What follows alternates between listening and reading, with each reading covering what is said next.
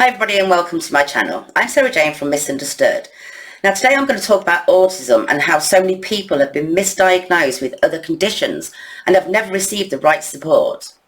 They've been misdiagnosed with bipolar, personality disorders, anxiety disorders, severe depression, even schizophrenia when it should have been autism or ADHD. Over the last 10 to 15 years, there has been so much research gone into understanding autism, and this is why the diagnostic rates have increased. Many adults are receiving an autism diagnosis during treatment for a mental health condition. Others are realising that they might have autism or ADHD while navigating the diagnostic process with their children. Now, one hallmark symptom of autism is difficulty with social interactions, but this will be seen as severely shy. They'll end up eventually receiving a diagnosis of some form of anxiety disorder, medicated for the anxiety, and the autism is never noticed. Now, one of the most common misdiagnoses is bipolar. Everyone with autism or ADHD will have difficulty with emotional and behavioural regulation, going between calm states and fight states, having meltdowns, constant arguing. Others can go between flight or freeze states. It's the ones that show the fight state that are diagnosed with bipolar.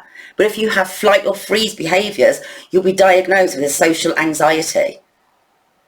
Another symptom of autism is a difficulty with self-expression, as verbal and non-verbal, finding it difficult to quickly process what other people are saying. But this can be misdiagnosed as a language-based learning disability, and still the autism goes unnoticed. People with autism are also 5 times more likely to have difficulty with food. They can have ritualistic eating habits. They can have sensory difficulties with textures of certain foods, but they'll be given an eating disorder diagnosis, and still the autism will go missed. People with autism can have difficulty managing their emotions. They can have sudden outbursts of anger when they become overwhelmed. But then they are diagnosed with EUPD, which is an emotionally unstable personality disorder. So many people have been misdiagnosed with EUPD and it should be autism. They're medicated for mood disorders instead of given help to understand their autism. If we look at Albert Einstein, he had all the traits of autism and ADHD, and many believe dyslexia. Now, his second son was diagnosed with schizophrenia and spent most of his life locked in an asylum. He more than likely had autism too, but he was being controlled by doctors in institutions because he wouldn't conform and had explosive behaviours. Strapped down to beds or in straitjackets, that would send the sanest of men to lose their minds. When you try and control someone with autism and try to make them do something that they don't want to do, they will fight you all the way. Now, some people with autism prefer to be alone. They can find social interactions draining. Many people just don't understand the preference of being alone, and then you're diagnosed with depression. Ritualistic behaviors is another hallmark of autism, which is mistaken for OCD. They have to have things in a certain place. They have to do tasks on a certain day of the week. The OCD will be medicated, and the primary condition, which is autism, is missed.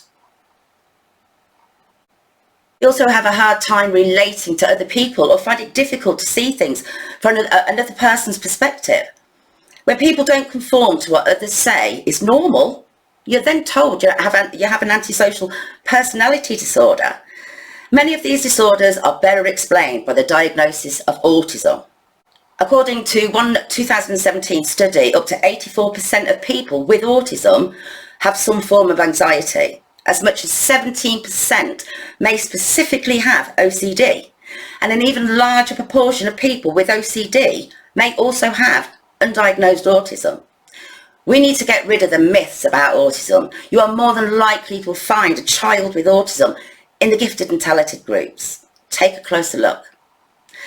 Thank you for listening, and I hope you've learned something. If you have any questions, contact me on the website or on Facebook. Also, subscribe to my channel and press the bell to be notified of any new videos. Thank you. Bye.